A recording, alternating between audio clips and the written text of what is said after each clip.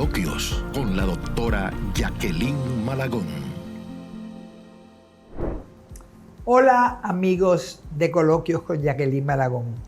Qué gusto estar este domingo con ustedes, como todos los domingos. A veces les digo que yo soy como el postre de ustedes porque es a las 2 de la tarde, pero también se pasa a la 1 de la mañana los lunes y está se transmite por YouTube a todo Iberoamérica.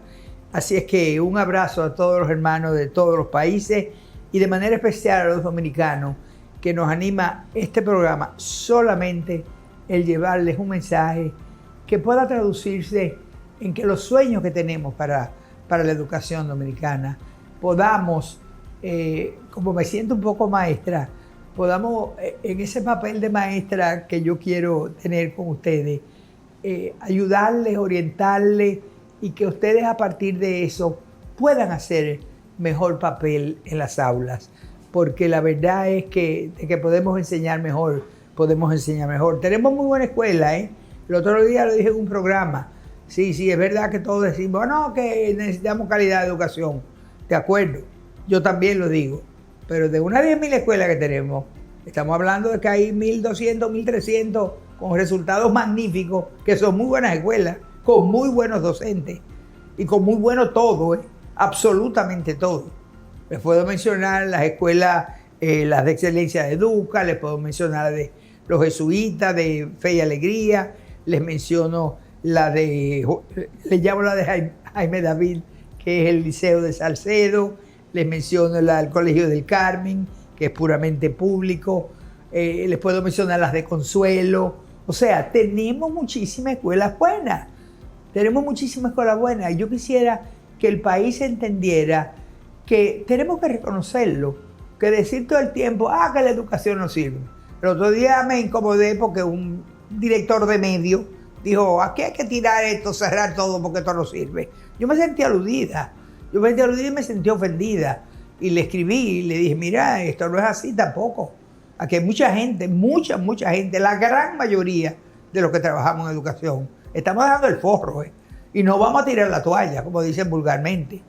Entonces, yo creo que deben tener un poquito más de respeto a lo que estamos tratando de hacer lo imposible por mejorar, porque a todos nos interesa un mejor país.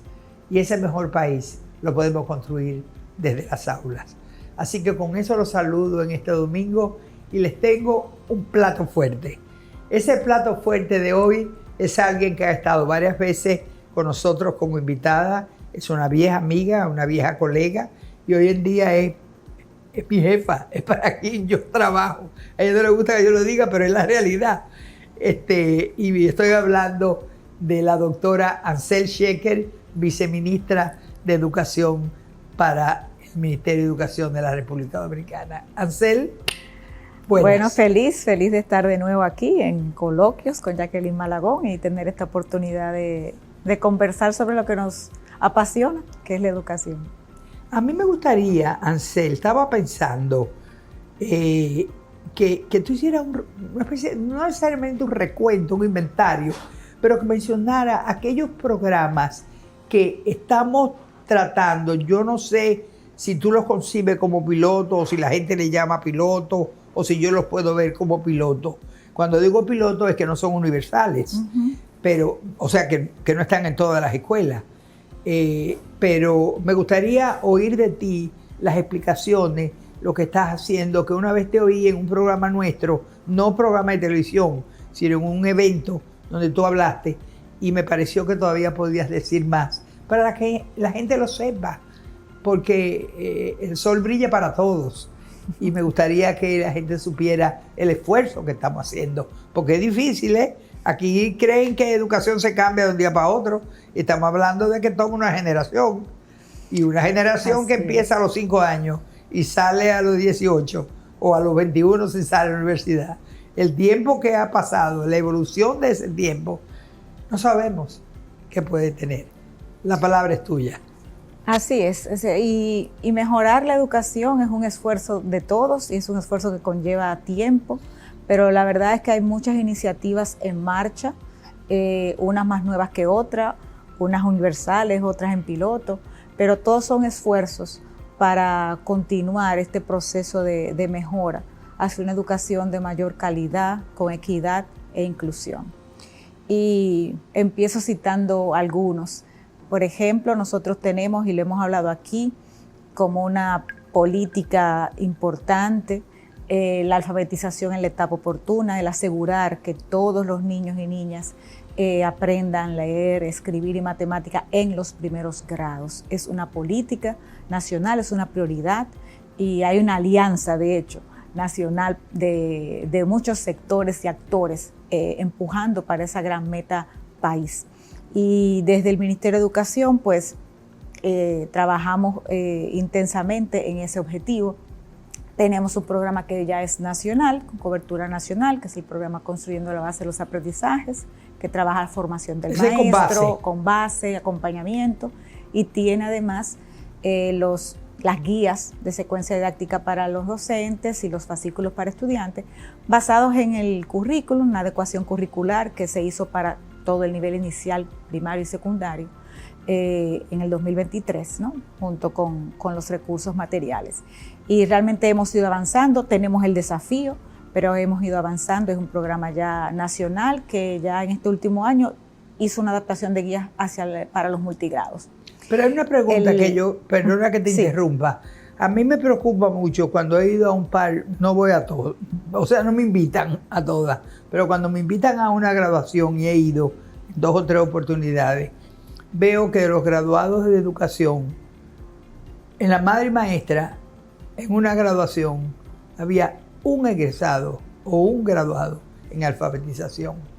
Me preocupa muchísimo. ¿Hasta qué punto tú estás empujando, el ministerio está empujando con el MESID, el hecho de que, no sé, crear algún incentivo? En el estado de California, por ejemplo, los mejores egresados y los que tienen temas como la alfabetización, les pagan extra y los mandan a las áreas vulnerables.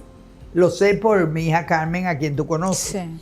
Y la verdad es que, no sé si tú lo has pensado, pero yo he pensado si estamos preparando alfabetizadores, porque no es lo mismo un alfabetizador que un especialista en primer ciclo. Sí, no, y es muy necesario. Recientemente que estuve en la graduación del IFODOSU, sí vi un grupo que se graduó de alfabetización. No son muchos, son decenas, pero sí hay un grupo que se está formando, y por eso también la formación continua que estamos haciendo, porque es fundamental. Ahí el docente es clave en esos primeros grados. Y junto con ese programa, pues hay iniciativas que estamos trabajando ahora para también desarrollar materiales complementarios para los niños que se van quedando atrás, poder irlos atendiendo. Y quiero mencionar ahí, aunque es más abarcador, pero quiero mencionar también pues el proyecto que llevamos juntas en Higüey con la Universidad de Mercer, y gracias a la donación del fondo de Thomas McDonald, porque hay ese programa que trabaja mucho el liderazgo en la gestión, el liderazgo instruccional. Exacto, y trabaja mucho todo el tema de mejorar las prácticas, pero también tiene un foco en mejorar los resultados de aprendizaje en lectura, escritura y matemática, que es la base fundamental. Y ahí también hemos tenido muchos avances importantes en el cambio de la práctica de los docentes y de los equipos de gestión. Ahí estamos en la Regional 12, ¿no? Exactamente, en Higüey. Y ahora el año que viene, cuando digo el año que viene me refiero a 2026, tú vas a querer que se siga en la parte del este, me refiero, que se siga en la parte del este en la Regional 12. Sí. ¿Tú quieres cubrir eso? Sí, la idea es poder seguir escalando y ampliando. Es que la Regional 12 de Higüey es una de las regionales que ha crecido más por el tema de la migración, de las personas que se han mudado a esa zona, y por tanto tenemos más escuelas, más estudiantes, más docentes, y definitivamente que es importante seguir ampliando y consolidando. No, y también el tema de que es un foco, o no sé si la palabra foco es correcta, es un área que tiene que ver con un gran impacto en la economía, porque la parte de turismo donde está mayormente concentrada es en la zona aledaña a la Regional 12, sí, que es sí, donde está esa Punta zona del Cana, este. Capcana y eso. Y sí, y se necesita pues las personas con las competencias necesarias para la empleabilidad, pero la competencia fundamental primera es esa, el poder tener ese dominio en la lectura, en la matemática, en la escritura, porque eso es el fundamento para todo lo demás. Y bueno, a partir de este año escolar estamos iniciando con el segundo ciclo de primaria, el programa Crece Primaria, que es construyendo resultados educativos con calidad y equidad. Para darle esa continuidad. A partir de que estén alfabetizados de manera exacto, oportuna. En ese segundo ciclo, y también tiene que ver con formación de docentes, con apoyo de las distintas universidades, y también guías a los docentes, y también queriendo que el docente ya empiece a introducir metodologías que incluyan tecnologías, enfoque de STEAM, que también trabaje en las áreas transversales que tenemos, sobre todo esto también a nivel secundario, la educación vial, la educación ambiental, de la que tú también has trabajado mucho para fortalecer todo el tema de educación ambiental. Y este año también iniciamos el programa que le hemos llamado Secundaria Avanza, que es con el fin de fortalecer las competencias de lectura, matemáticas, ciencias sociales y ciencias de la naturaleza en secundaria, ¿no? De primero a sexto. Este programa de secundaria. Este programa ha incluido una serie de guías de secuencias didácticas para los docentes. Son unas guías basadas en el currículum, ¿no? Que van orientando esa planificación diaria del maestro en términos de las estrategias, las actividades a desarrollar para poder lograr que los estudiantes pues tengan aprendizajes más significativos. Y hay todo un proceso de formación y acompañamiento de los docentes de secundaria para introducir con estas guías pues metodologías activas, participativas y que permitan un verdadero desarrollo integral de las competencias fundamentales. Ese acompañamiento es básicamente de los técnicos de los distritos. Sí, estamos formando a los técnicos regionales y distritales en la didáctica de manera fuerte para que ellos a su vez puedan acompañar a los docentes. También estamos formando a los coordinadores pedagógicos que hay en los centros educativos, por ello, que son claves para ese acompañamiento en el aula. Y la verdad que se ha ido adoptando, es muy reciente, estamos en pleno proceso, ¿verdad?, en esa transición, pero hemos visto un buen inicio de implementación. Siempre toda implementación nueva tiene sus dificultades, pero hemos visto como una buena adopción. Yo tuve, al inicio de este año escolar, una reunión con todo el equipo de las direcciones, ¿no?, que componen el Viceministerio Técnico Pedagógico, que son muchas, que ahí están todos los niveles y currículum y también educación especial, educación de adultos, bueno, todas. Secundaria, politécnico. Todas. Y les dije... Ahí está también prepara y sí, todo eso. También. Y les dije a todos, quiero que vayan a las escuelas. Nosotros vamos a las escuelas, pero muchas veces el que está a nivel de director o de encargado no va tanto porque tenemos un trabajo fuerte en términos de administrativos, de oficinas, de reuniones, de documentos, de informes. Les digo, quiero que vayan a las escuelas a mirar la escuela, sin fichas, sin nada, a mirar la escuela. Y luego vamos a reunirnos a ver qué ustedes vieron. Y fue muy importante porque era ver como libremente, y todos regresamos con la sensación de que a pesar de desafíos y limitaciones y retos, realmente hay un compromiso, hay docentes trabajando arduamente, se están implementando los programas y eso nos da pues mucha esperanza. Pudimos ver tanto desde el nivel inicial, que se ha ido ampliando la cobertura del nivel inicial, que es fundamental, primaria, secundaria, y también pudimos ver educación técnico, profesional y arte, que también tenemos un programa de fortalecimiento de estas modalidades que son esenciales para también abrir puertas a la empleabilidad. Tú me dijiste el otro día que ibas a empezar o que estaba empezando o que habías empezado la implementación del acuerdo con el Infodem y que ese acuerdo no lo conozco, lo he pedido y no lo he conseguido. Pero, o sea, lo he pedido, Sí, no le he pedido consistencia. Creo que Mayra Morla me dijo en el Infotep, doña Jackie, mire a ver que tal cosa puede estar ahí, que entre el MINER y cosas, y el Infotep. Y que hay algo que me gustó muchísimo, que ella me dijo que los laboratorios y los talleres del Infotep en aquellas provincias donde carecemos de instalaciones apropiadas para áreas de enseñanza que están contempladas en los politécnicos, pero que no tenemos el equipo, vamos a decir. Sí. Bueno, de hecho, o sea, Infotep y el MINER tienen un acuerdo anterior, pero ahora estamos reuniéndonos para actualizar y renovar un acuerdo que no está listo todavía, por eso que usted no lo tiene, no está listo, pero ya se han tenido 2 o 3 reuniones técnicas con ese fin, porque el Ministerio de Educación, a través de su Departamento de Educación Técnico Profesional, ha ido actualizando los planes de estudio de los distintos títulos de acuerdo al catálogo del marco de cualificaciones. Pero tú sabes que el marco de cualificaciones, que yo sé que lo están trabajando, todavía la ley no está aprobada. No hay ley, pero el trabajo que se ha realizado ha servido de guía para que los planes de estudio se adecúen al perfil de demanda de los sectores productivos.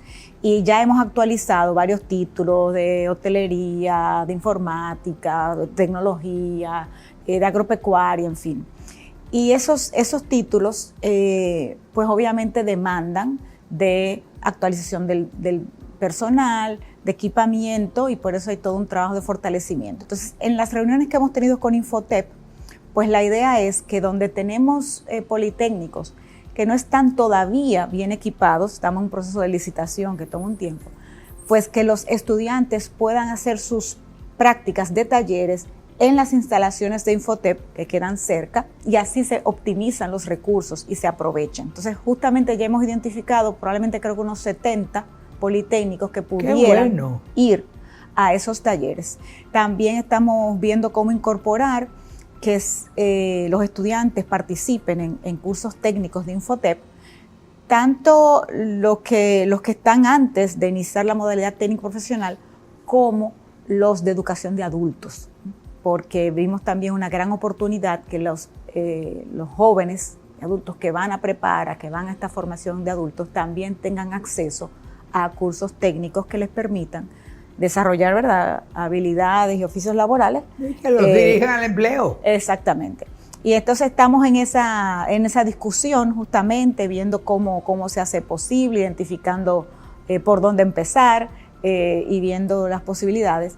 Pero justamente la idea es fortalecer la educación técnico-profesional y aprovechar todas las instancias que trabajan en esa área. Yo me permito decirte que en el Infotep, donde también yo trabajo, yo he hecho un par de estudios que tienen que ver con la formación del facilitador del futuro. O sea, da risa que pongan a doña Jackie a hacer los trabajos del futuro, en un futuro que yo no voy a estar, porque la edad no me habla por sí sola, ¿no? Pero tengo trabajos muy buenos que en el Infotep han sido valorados, apreciados, que se están implementando las estrategias de formación, y lo que es aplicable al facilitador es aplicable al profesor del Politécnico. Pues exactamente lo mismo. Sí, y era uno de los puntos que habíamos visto. Nosotros en los centros de los politécnicos tenemos facilitadores, porque a veces no tenemos docentes, ¿no?, con el grado de licenciatura para dar alguno de los módulos prácticos. Y justamente parte de lo que hemos estado viendo es que estos facilitadores tomen los cursos de metodología. En eso el Infotep tiene un gran centro, ¿eh? Exacto. Pero también tú debes saberlo, que hicimos un estudio donde vinculábamos en el área técnico profesional los 3 ministerios, llamando al ministerio de Infotep, ¿no? O sea, los 3 ministerios para la formación. Y yo demostré, uso yo, no con sentido de arrogancia, o sea, yo demostré que la economía que había, si desde el Infotep al Ministerio de Educación Superior y al Ministerio de Educación había una vinculación, sobre todo también para el uso de las facilidades, pero mayormente para la formación del facilitador. El que tiene los mejores centros es el Infotep. El que puede titular es el Ministerio de Educación Superior. Y el que necesita el facilitador, porque es el que tiene no tiene mayor número de estudiantes, porque el Infotep tiene 400 y pico de participantes. Pero en el caso de la educación más formal, llamándole más formal a la que es de liceo, de bachillerato, yo creo que es muy valiosa para el Infotep. Y me permito sugerírtelo, porque ese estudio está ahí, yo te lo puedo mandar, Sí. Porque vale la pena. Es igual que el estudio que tú lo tienes de UNESCO, el estudio se llama Informe Mundial Docente, que lo tienes adaptado para la escuela preuniversitaria, pero también está hecho para el Infotep. Ese no lo tiene, te lo voy a mandar. Sí, no, y es importante, esa articulación es central.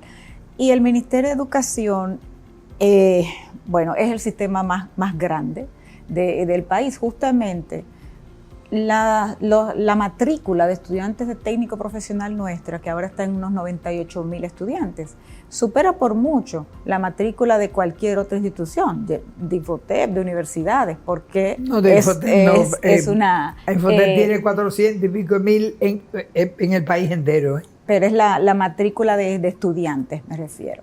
¿A qué tú le llamas matrícula de estudiantes? La cantidad de estudiantes que tiene el Ministerio de Educación es mayor que... Sí. No, porque en el Infotep le llamamos participantes regularmente. Sí, claro. Pero creo que ahí se está haciendo un importante trabajo para poder avanzar. Es una necesidad que tiene el país, ¿no? De que los estudiantes salgan con competencias, no solo académicas, ciudadanas, sino también competencias que le permitan insertarse en el mundo laboral. Y por eso también estamos enfatizando el programa de inglés en secundaria, para que, de algo que también te sabe mucho, de la enseñanza del inglés. Que yo sé que es un sueño del presidente Abinader. Sí, para que puedan salir con un mayor dominio del idioma inglés, que también le abre muchísimas puertas. Me lo dice Mabel Pregunta, yo me inicié en la educación enseñando inglés y mira todavía dónde estoy. Así es. Y así tenemos hoy pues varios programas importantes para mejorar la calidad y ampliar también la cobertura. Se enfatizan los programas que tenemos para el subsistema de educación de adultos y también los programas que tenemos desde orientación y psicología, que usted también conoce, que son muy importantes en este momento.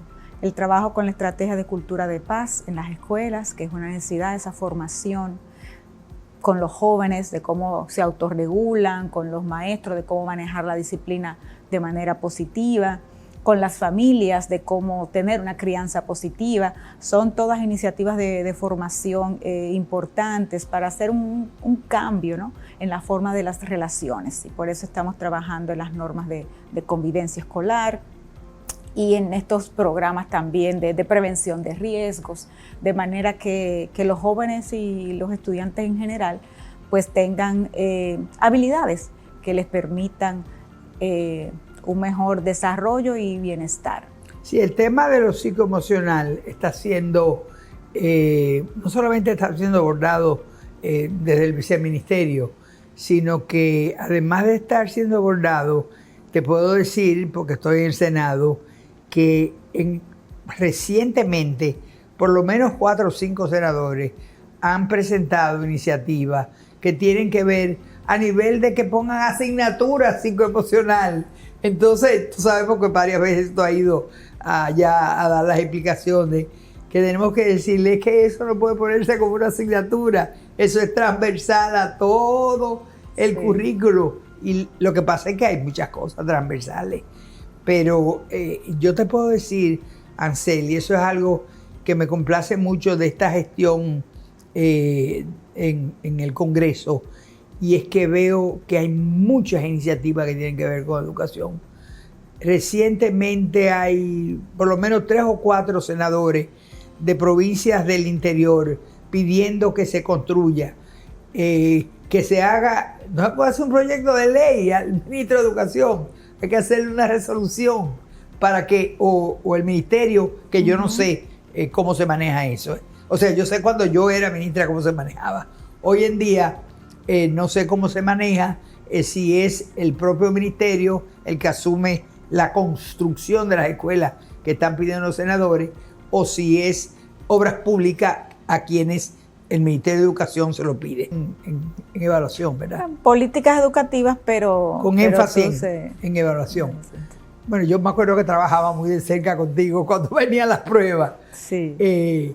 Pero hoy en día, gracias a una lucidez que tuvo en su momento las autoridades de este gobierno, designaron a Ansel Sheker como viceministro de Educación. Y yo insisto, y no es porque lo diga yo, lo dicen 100 más que yo, que es que en este momento y en estos momentos, para el Ministerio de Educación, para el gobierno dominicano y para la sociedad, Ansel Sheker es un lujo. Es un lujo porque Ansel no tiene, hasta que donde lo conocemos, ningún tipo de corte partidarista. Ansel nunca ha trabajado políticamente. Ansel siempre ha sido una persona extremadamente profesional y eso le añade mucho valor.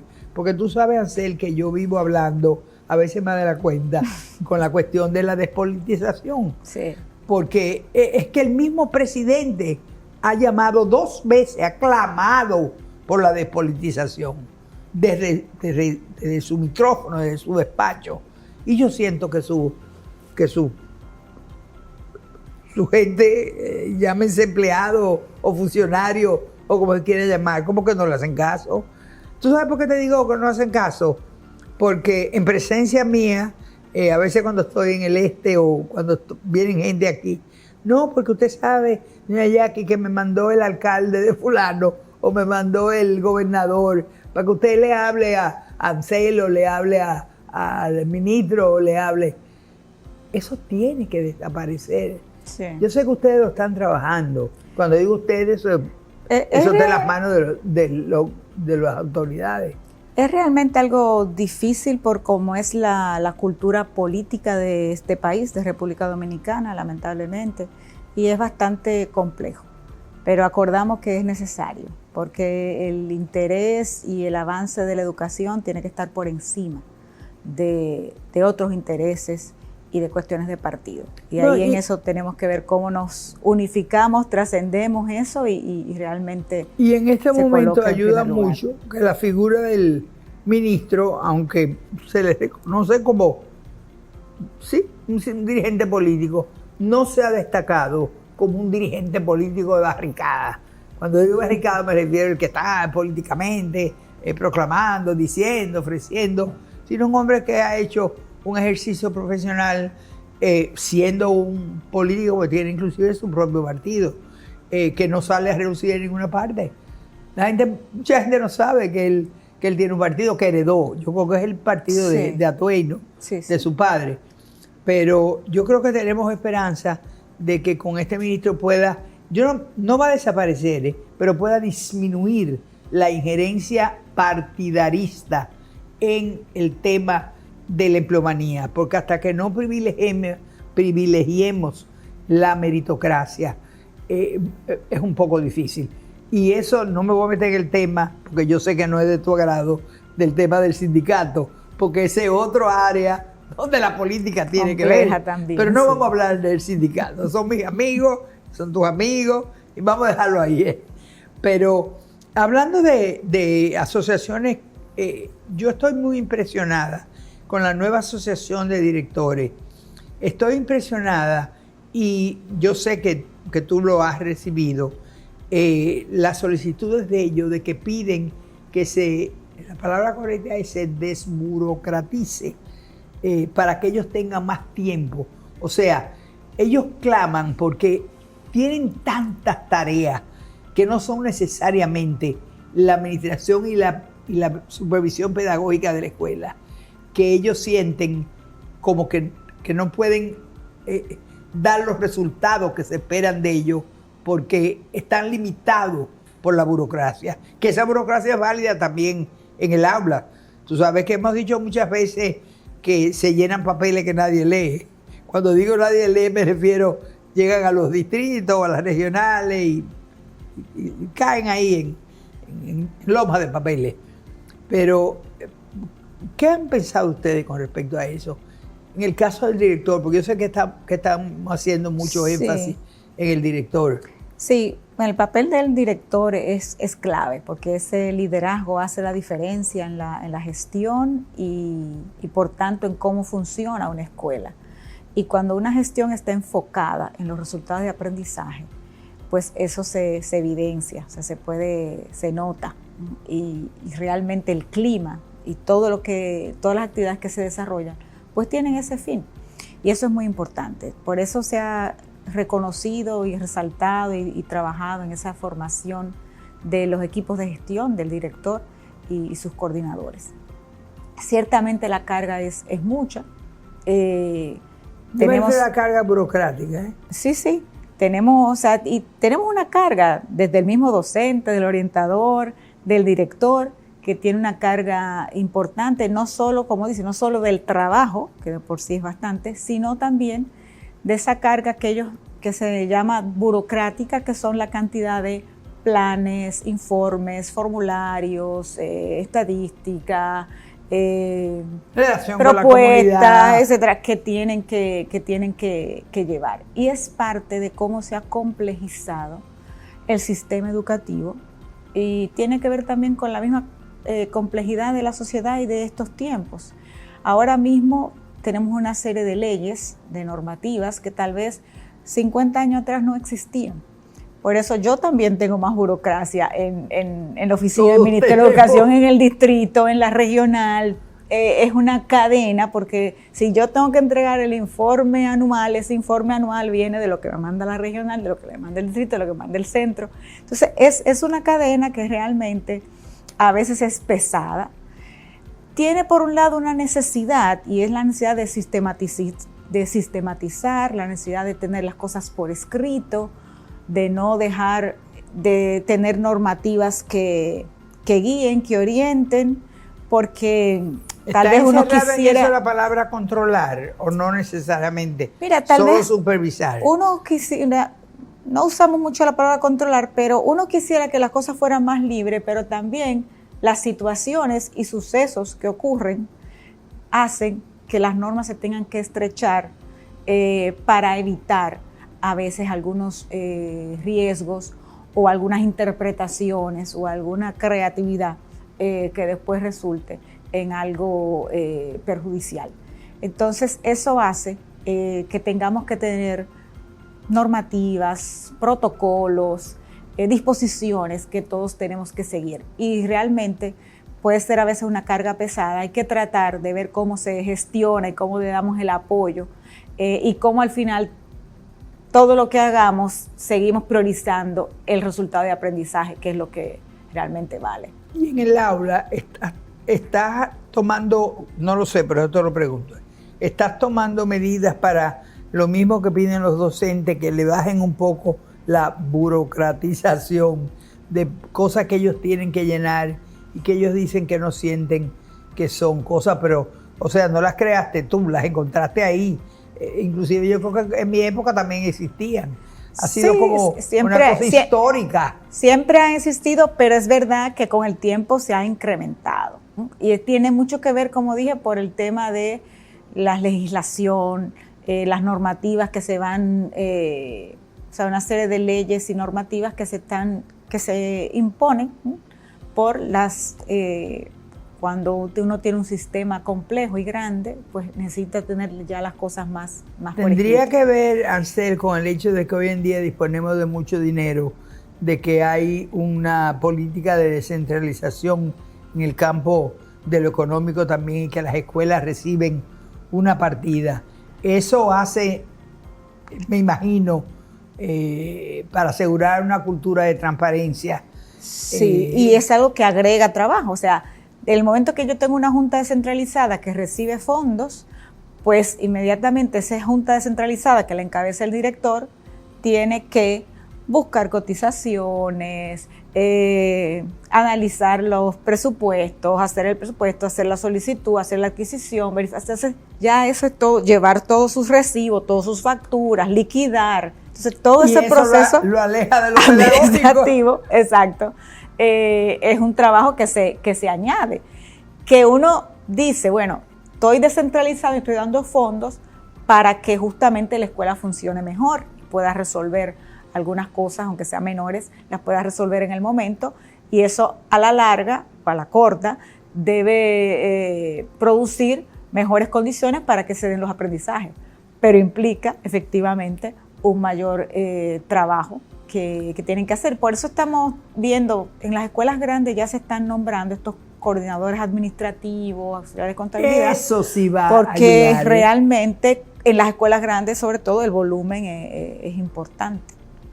Yo tengo Y además viene la alimentación, hay que chequear la alimentación, hay que chequear, o sea, son beneficios, pero que claro, añaden trabajo. Añaden trabajo. Yo tengo la experiencia de que cuando vienen donde mí algunos directores, que tú sabes que tengo algunos muy cercanos, que siempre vienen, inclusive comen aquí, me consultan y me dicen, y yo medio los asesoro, tienen que mantenerse esto, tengan cuidado, no entren en la política, dejen que los partidos digan, yo soy de ese partido, ese grupo es mío, políticamente o partidariamente hablando. Siempre estamos hablando, pero a veces ellos, no sé si la palabra es quejarse o la palabra es comentar, que no les llegan a tiempo los fondos. Están llegando hoy en día, no me lo han dicho recientemente, te lo comento de que en el pasado lo han dicho. Sí, los fondos a veces se retrasan, tuvimos un tiempo en que estaban llegando muy a tiempo y después se volvieron a retrasar. Creo que ahora mismo, bueno, los primeros trimestres ya están dados, pero no me doy cuenta si este trimestre se dio. A veces hay retrasos en los procesos y también hay retrasos porque para reponer hay que liquidar.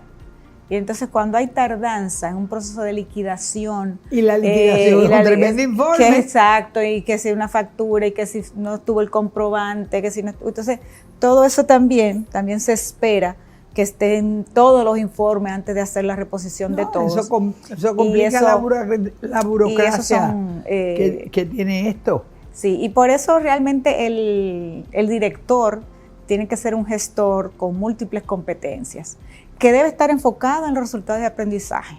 Yo insisto en eso, que tiene que tener un liderazgo pedagógico, pero que también tiene que tener un trabajo con la comunidad, tiene que tener todo este trabajo administrativo y tiene también que manejar mucho la información. El tema de poder manejar los datos es fundamental para una buena gestión, o sea, saber estos estudiantes, cómo le está yendo, cuál es su promoción, cuál es su repitencia, cuáles fueron sus resultados en las pruebas, cuáles son los planes de mejora entonces que debo hacer para cambiar estos resultados. O sea, ese manejo de la información para tomar decisiones de mejora, no solo a nivel central que debe hacerse, obviamente, sino también a nivel de cada escuela.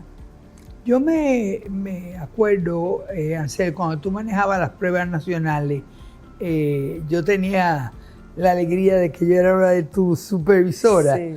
Que siempre iba y te decía, increíble como los fraudes que tratan de hacer, y fraudes que hicieron, ¿no? Que de una u otra manera pudimos resolver. Pero yo me pregunto, hoy en día, ¿hasta qué punto están, voy a usar la palabra respetando porque sé que existe, respetando las disposiciones que emanan del viceministerio, que tienen que ver con que la prueba nacional identifica tales debilidades, esas debilidades llegan a la regional y al distrito para que lleguen a la escuela y la escuela corrija esa debilidad? ¿Están realmente siguiéndola? Porque de eso hay mucha duda, ¿eh?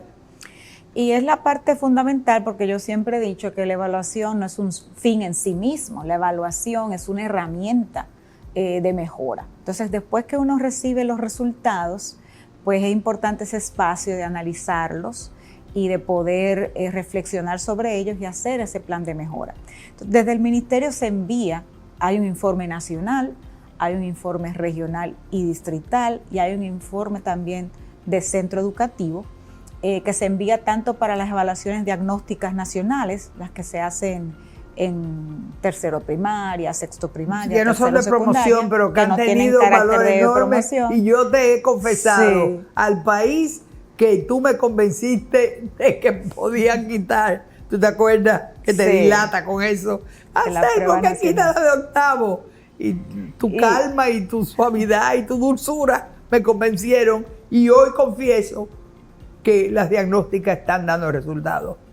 Sí, es una buena para la diagnóstica, que era mi miedo. Herramienta, sí. Y bueno, y también con la prueba nacional también se da un informe, y de hecho hace 2 años, con el cambio que hubo en la prueba nacional para asumir el nuevo currículum con el enfoque de competencias, hubo un nuevo diseño de las pruebas. Por eso las pruebas de ahora no son comparables con las pruebas anteriores que estaban basadas en el anterior currículum. Estas pruebas evalúan competencias y por tanto tiene una complejidad un poco mayor porque cada ítem tiene un contexto, una situación en la cual el estudiante tiene que aplicar lo que ha aprendido. Entonces, a partir de hace 2 años, estas pruebas, además de dar un puntaje, indican un nivel de desempeño. Un nivel de desempeño que se describe como lo que es capaz de hacer el estudiante que alcanzó tal puntaje y que por tanto fue capaz de resolver estos ítems, ¿no? O preguntas. Entonces, esa es una información que es valiosa pedagógicamente para que el docente mira, bueno, justo aquí están débiles, esto tal vez tengo que reforzarlo más, y es ese plan de mejora, de acción que tiene que hacer el centro educativo y el ciclo con su conjunto de docentes para que los resultados puedan seguir mejorando. Sí, yo quiero señalar, porque es algo que ha salido muchísimo a partir de la investigación que presentó Radamés Mejía, ¿no? De Lucamaima, con el tema de los resultados de las pruebas nacionales y las notas. Para ir a prueba nacional hay que haber aprobado ya las distintas áreas curriculares, asignaturas de la escuela. O sea, hay que tener por lo menos un 70 de promedio para poder ir a prueba nacional, ¿no? Y de ahí, y lo que se llama nota de presentación es este promedio del estudiante en los últimos 3 años, ¿no? ¿Tú no has pensado subir esos niveles? Secundario. Bajar el de 70 y subir el de 30, porque no nacieron así, ¿eh? No, eso ha sido objeto de mucho debate. Pero quiero decir, para ir a prueba ya ellos han tenido que aprobar esas asignaturas con 70, luego toman la prueba y la prueba efectivamente ahora tiene el valor de 30% y el 70% es el valor de la evaluación de la trayectoria lo que llaman la presentación de ese estudiante. Ahora, una prueba estandarizada no es igual a un proceso de evaluación de un docente. Primero porque sus características para ser diseñada son distintas, el rigor científico y los análisis que se desarrollan son de otro nivel. Y un docente sí toma en cuenta y debe tomar en cuenta el proceso de un estudiante. Tiene que tomar en cuenta con distintas técnicas e instrumentos muchos aspectos de la formación de un estudiante que una prueba estandarizada no puede porque está limitada. O sea, por ejemplo, si yo veo la prueba de lengua española fundamentalmente va a ser comprensión lectora, pero un docente en su clase tiene que evaluar la comunicación oral, la participación, la escritura, el avance que ha tenido el joven. O sea, es decir, tiene unos criterios más amplios en su evaluación, pero sin duda que estas informaciones nos sirven para revisar y que el docente revise sus criterios de evaluación y revise su proceso de enseñanza-aprendizaje y cuáles son los apoyos que tal vez el estudiante requiere para que pueda estar mejor preparado y pueda tener mejores resultados finales. Hay algo, Ansel, que te voy a preguntar. Todavía yo no creo, voy a usar una frase, no es de dominio público, pero tú sabes que Escocia salió con un estudio diciendo que la enseñanza por competencia no había dado los resultados en los aprendizajes, por lo que en Escocia recomendaban y habían ido a la enseñanza de conocimiento. Por supuesto, estamos hablándole básicamente en este programa, tú y yo, a gente que entienda las diferencias entre uno y otro. Pero yo me pregunto, yo no estoy convencida, me gustaría que tú me convencieras, de que nuestro cuerpo docente, en términos generales, y nuestro cuerpo de los supervisores técnicos y los mismos directores están realmente, Dios mío, ojalá yo esté equivocada, estén realmente bien capacitados en el tema de las competencias. Yo tengo mis dudas. No, y realmente es un proceso, o sea, es un cambio importante para un enfoque de competencia que no puede negar el contenido. Yo por lo menos siempre he planteado que tampoco las competencias se dan en el vacío. Y no, claro, es importante se fundamentan en el mantener esto, pero efectivamente el enfoque de competencias nos provoca cambios en la práctica del docente y también en el resultado que busca de ese estudiante, que es un resultado donde el estudiante tiene que poner en juego una serie de conocimientos y procedimientos en distintas situaciones de contexto. Pero el técnico que acompaña, entonces, el técnico que supervisa, está dominando la forma en que el enfoque de competencia se debe manejar. Sí, no, ahí es donde te decía que es un proceso. Nosotros tenemos técnicos que sí, que ya lo han, ¿verdad?, y docentes que lo han incorporado y dominado, y otros que no.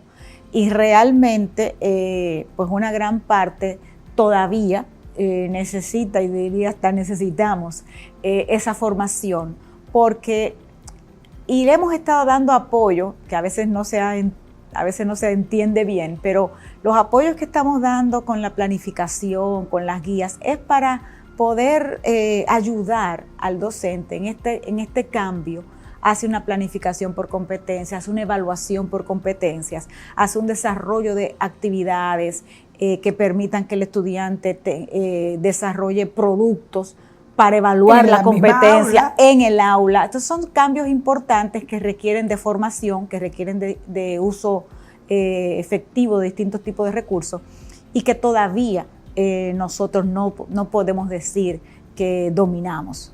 Hay un proceso, hay procesos de formación del maestro y justamente los programas que algunos ya mencioné apuntan a eso, a formar al técnico, a formar al docente, pero no es algo que vamos a tener de una forma inmediata. Ni necesariamente universal, o sea, que abarque el sistema completo, va a tomar tiempo lograrlo. Yo me acuerdo, y tú te acuerdas de Gustavo Tavares Payat, que nosotros llamamos el empresario padre de la educación dominicana en el siglo pasado. Gustavo siempre decía, allí donde hay un buen director, generalmente, la palabra generalmente hay una buena escuela. ¿Qué inversión estamos haciendo? Aparte de Ifodosu, que tiene la carrera de la licenciatura, ¿tú crees en los diplomados que abordan la educación continua de los directores? Actualmente hay un programa de liderazgo y y también hay diplomados efectivamente específicos para directores. Tuvimos, de hecho, recientemente estuvimos como revisando y reactualizando lo que es la escuela de directores y de hecho estuvimos trabajando de manera un poquito virtual con los directores de distrito y regional también. Y definitivamente que es una formación necesaria y yo creo que debemos de seguir buscando, retomando lo que ha sido efectivo y buscando las alternativas, aprovechando también las mismas ventajas de las tecnologías para tener una formación continua y un trabajo cercano de seguimiento a la labor de ese director, porque es fundamental en el buen desempeño de la escuela en su conjunto. Hay algo, ya casi tenemos que terminar, hay algo que yo sé que te va a dar mucha satisfacción y quiero que el país entero lo sepa y que lo sepan todos los países que nos escuchan. El programa que ANSEL aprobó hace 3 años ya, que llevamos en Higüey y que yo estoy más o menos a cargo de él bajo la orientación de ella, ese programa ha recibido unas calificaciones enormemente satisfactorias para tu viceministerio. Yo no sé si tú ya recibiste el informe, pero yo lo vi porque lo discutieron conmigo primero y la impresión que tiene la universidad, que maneja los módulos y que es la que da las clases, la que viene al país y es la que impulsa el conocimiento, la capacitación, el entrenamiento que implican las mejores prácticas y el liderazgo instruccional. Ellos han venido recientemente solamente a observar escuelas. O sea, tuvimos un día de teoría. Ese día de teoría era para reforzar algunas cosas del congreso anterior, etcétera, que tú siempre apruebas a principio del año escolar. Pero en este viaje ellos se dedicaron a visitar escuelas. Y los elogios que nos han hecho, digo nos porque me siento parte del éxito de esa escuela. Los elogios que nos han hecho han sido maravillosos por el cambio que se ve, que se está manifestando, que ya se evidencia en el director y en el coordinador pedagógico y en el técnico, porque estamos cubriendo los 3, que fue la disposición tuya de que los abarcáramos a todos. Tenemos que terminar, pero quiero que sepas que el grupo último que tú pediste que asumiéramos, que son directores y coordinadores, que yo te pregunté si podían ser de la misma escuela y tú me dijiste sí, pueden ser de la misma escuela, no todos, pero que un grupo sea de la misma escuela va con mucho éxito. Yo quiero que la Regional 12 sepa que estamos trabajando con muchísimo interés. Los norteamericanos que vienen, son ellos los que dan las clases. Nosotros simplemente estamos ahí pendientes de la logística. El fondo del doctor Thomas McDonald cubre todos los gastos en dólares y el FOCAM siempre ANSEL logra que cubra que si el hotel o el transporte, las cosas que lo que es en pesos. Yo le llamo, uno maneja los dólares y otro maneja los pesos. Ese programa, ANSEL, yo te digo que yo realmente me inclino reverente de que tú aceptaras ese programa. Yo tenía miedo de que tú no lo aceptaras cuando fui a venderte la idea, pues yo tuve 10 años con el programa en el sector privado. Sí. O sea, eso es un piloto piloteado.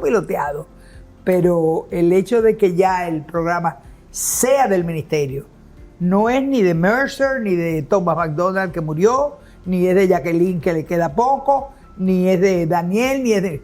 El programa es del ministerio. Lo aceptaste tú y ese programa tenemos que hacerlo eterno. Y lo vamos a hacer eterno si seguimos trabajando con el interés y con las disposiciones, con las cosas que tú orientas, con las cosas que se nos ocurren y con las cosas de los americanos. Así que quiero felicitarte, sentirme muy contenta de este programa de hoy y tenemos que hacer otro pronto porque hay que hablar de la inteligencia artificial y hay que hablar de la educación ambiental, las 2 amenazas del planeta. Así es. Eso, sabes que yo estoy con eso en el Senado. Muchas gracias. Bueno, y he estado contigo. Gracias, Jackie, por dar la oportunidad de ver las cosas que hemos ido haciendo todos juntos, porque es un trabajo de todos, del docente, de los directores, los técnicos, de todo el equipo y también de apoyo de sociedad civil. Y eso es importante porque unidos es que vamos a poder seguir avanzando en educación, que tenemos un gran reto. Así es. Amigos, se nos acaba el tiempo. El tiempo siempre es mortal en televisión y se nos ha acabado. Pero recuerden siempre lo que les digo cuando terminamos los programas. Esta maestra, su maestra les dice, enseñar, educar, es vivir mejor. Buenas tardes.